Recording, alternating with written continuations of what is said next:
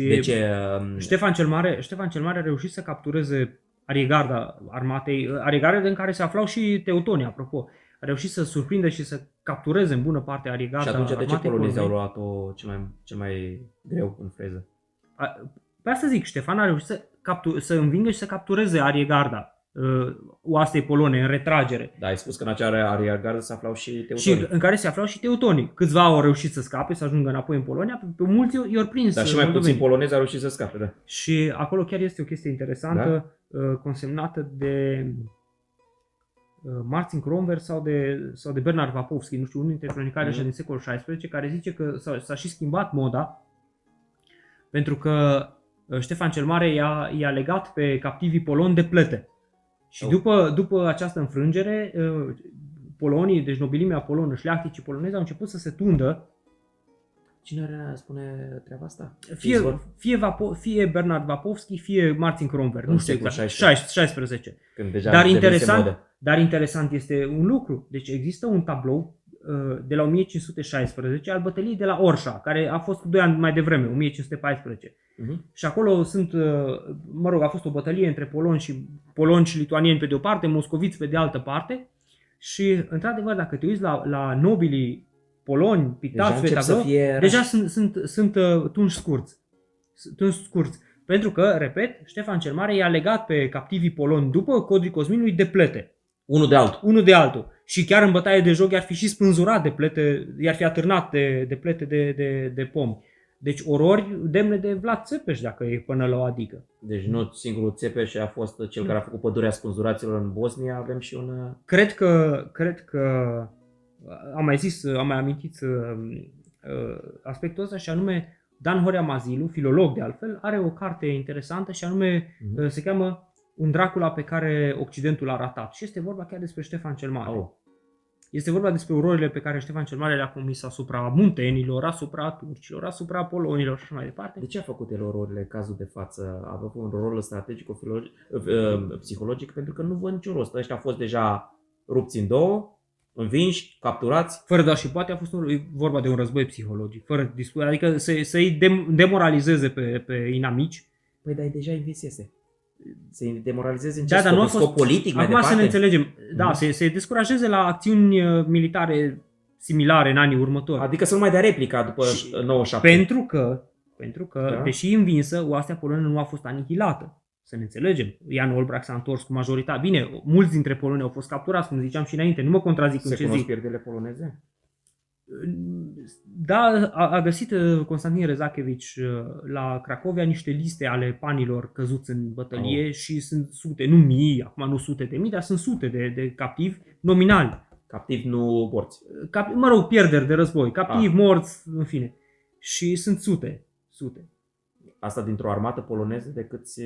Apreciată de specialiști la vreo 45.000 de oameni, dar de specificat faptul că nu erau doar poloni, ci erau și mazovieni și teutonii, până și lituanienii s-au mobilizat, dar n-au ajuns pe teritoriul Moldovei. Și este probabil și de presupus că numai captivii valoroși erau păstrați, restul care erau umplutură erau măcelării și asta ar explica revenind la discuția precedentă cu ororile astea. Păi de ce să-l păstrezi în prizonierat pe unul care nu valorează nimic, un arcaș, când poți să le elimini și astfel ai și un stres mai puțin. Nu mai trebuie să-l mai păzești, nu mai trebuie să-i mai dai mâncare. Care și așa o ai tu puțină în tabăra ta. Și oricum, deci războiul a continuat încă 2 ani de zile. Evenimente pe care le-am expus și în Codrii Cosminului. Deci a continuat practic până la 1499. În ce fel? Era un Kleinkrieg. Era un Kleinkrieg, nu se poate de graniță? Deci un război de mică anvergură la granița moldo-polonă, în care Ștefan cel Mare și aliații săi otomani. Adică incursiuni repetate în teritoriile de sud-est ale Poloniei de atunci. Respectiv nord ale Moldovei. Și sunt acțiuni fie comune moldoveni și otomani, fie doar otomanii. Este acel episod super interesant și rămas peste secole cumva în memoria colectivă a moldovenilor, a unei campanii de iarnă conduse de Malcacioglu Ali Bey, care a fost surprins de crivăți. Și peste secole, deci în secolul XIX, Teodor Chirilianu a cules o legendă despre Marcoș Pașa în luptă cu Crivățu, în care descrie exact aventurile acestui contingent otoman care a atacat Polonia și la întoarcere pe teritoriul de Achengii otomani, care la întoarcere deci a fost surprins de Crivăț și au înghețat. Chiar legenda populară zice că turcii ar fi spintecat burțile cailor și s-ar fi cuibărit în burțile cailor să stea de frig și de ger. Astea sunt informații și nu cred că sunt toposuri, le-am mai întâlnit și în alte izvoare, apar frecvent atât în Antichitate cât și în Evul Mediu. Și de curând...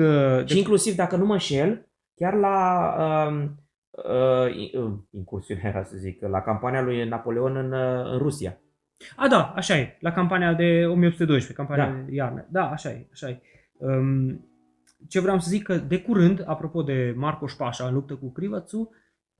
Bei. Bei, este un bei, nu este un pașa. Da, bine, în legenda populară așa e, Marcoș Pașa în luptă cu Crivățu. Da, știm, Malcacioglu Ali Bey, știm asta. Noi aici suntem preciși la... Da, nu ne... Ceata este precisă, lui Vlad. Nu ne jucăm cu terminologia. Da.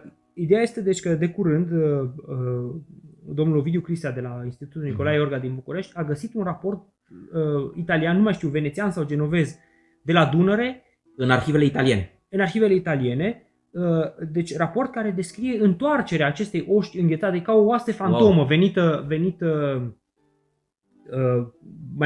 mai mult moartă decât vie, ajunsă la Dunăre, pe teritoriile otomane, dar este o descriere dezolantă. Am preluat aceste informații, bineînțeles indicând sursa, au găsit și aici, dar vă recomand articolul publicat de domnul Cristea, cred că în Analele Putnei, dacă nu mă înșel, dar oricum găsiți trimiterea aici în carte și am preluat pentru că este foarte, foarte relevant și mai ales se potrivește cu ceea ce știam deja din izvoarele moldovenești și mai ales, uite, din izvoare etnografice. Nici n-ai fi crezut că în izvoare etnografice mai găsești peste secole amintirea unui eveniment real. Bine, în cazul lui Ștefan avem o tradiție orală mult mai consistentă și neîntreruptă din timpul vieții sale până în perioada modernă.